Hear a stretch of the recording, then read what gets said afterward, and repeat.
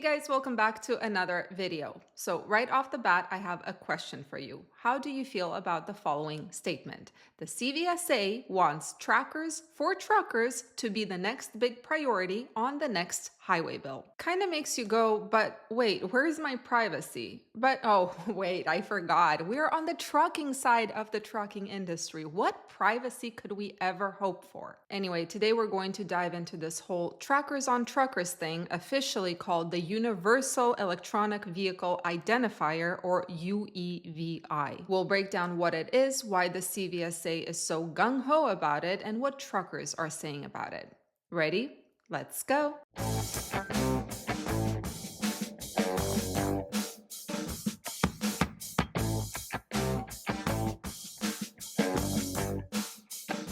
All right, let's get into what this is. The Universal Electronic Vehicle Identifier is basically a fancy way of saying that every truck, every bus, every commercial motor vehicle would have to have some kind of electronic tag. Think of it like a digital ID card of some sort. The idea is very simple. Basically, while you are driving, without stopping you and possibly without you even knowing, DOT officers or law enforcement would be able to just ping your truck and get information about your registration, your safety score, the truck's weight, size, and so on and so forth. They don't actually make it clear what kind of information that officer would be able to get without you even potentially knowing that they are getting it. Now, the argument that the CVSA uses is that this is going to make inspections faster, right? If they're not pulling you over, you don't have to lose that time, which will allow good carriers to keep on rolling while they zero in on the sketchy carriers. They're even starting to talk about this thing called a level 8 inspection, where they literally do not stop you. They scan your truck wirelessly, and then they decide whether you need a closer look. Funny enough, this is already happening. I'm going to quote this from Overdrive. Fleetworthy this week announced the official launch of its expedited inspection feature available through its DriveWise offering in Nevada. Expedited inspection will allow fleet and vehicle registration as well as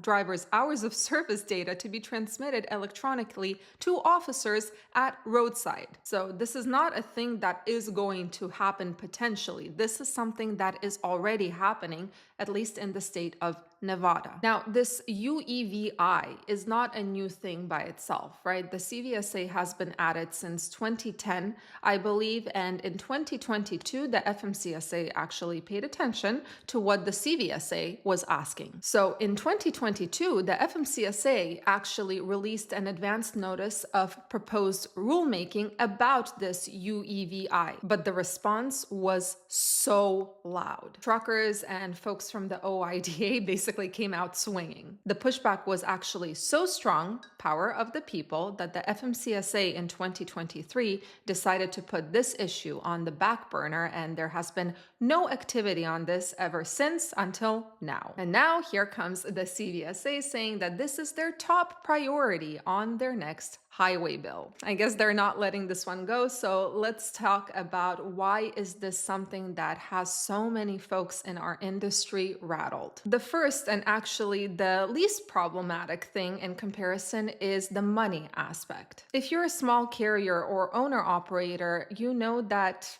every penny really counts, especially in today's environment that we have been living through for over 3 years. Adding a UEVI device to your truck, especially if it's an older truck, it can cost a pretty penny. We're talking about buying gear, installing it, and making sure that it keeps on working, right? The funny thing is that the ATA, the American Trucking Associations, is also not completely for it. I mean, they're not completely against this, but they're not in strong support of this, and that says a lot. And here's another thing. Don't we kind of already have this covered between license plate readers, ELDs, things like pre-pass? Enforcement already has ways to ID your truck, so why are they asking us to add something that is new, that will cost a pretty penny, and that is kind of doing the same job that everything all the technology we already have is already doing? Plus, there's also a question of how would this even work? What about leased trucks, rented trucks? What about if you're driving through the middle of nowhere where there is no signal? There are a lot of questions, but this is just one part of the issue, right? We'll put that under the monetary part. A much bigger issue, and yes, I argued that this issue is bigger than the one that affects money,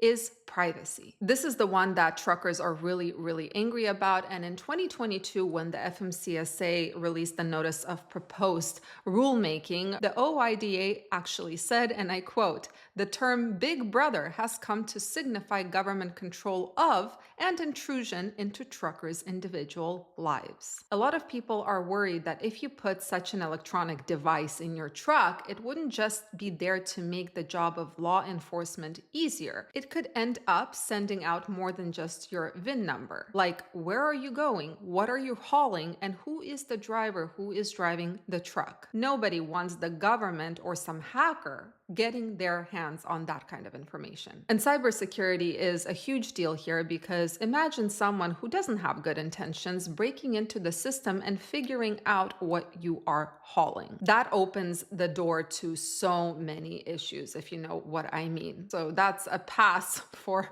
most of us in this industry. So here's where I stand. I am all for making roads safer, and I'm all for ensuring that carriers are compliant with the laws that are governing our industry. However, this new technology is making it impossible for people to breathe, and that's the least of our problems. From tracking links that brokers send and ask you to accept when giving you a load, to load boards now making sure that brokers can see where you're searching for a load even if you don't post your truck. Use complete visibility. To onboarding providers like Highway forcing an ELD connection or certain brokers will not work with you, and arguably feeding the capacity information in certain areas to those brokers. To Highway also acting now as a middleman between the broker and the dispatcher or carrier, and sometimes asking for things like the cab card or a loan agreement on the truck. Now, this hasn't happened to me, but I have heard of this happening to someone else. And why are they doing all of this?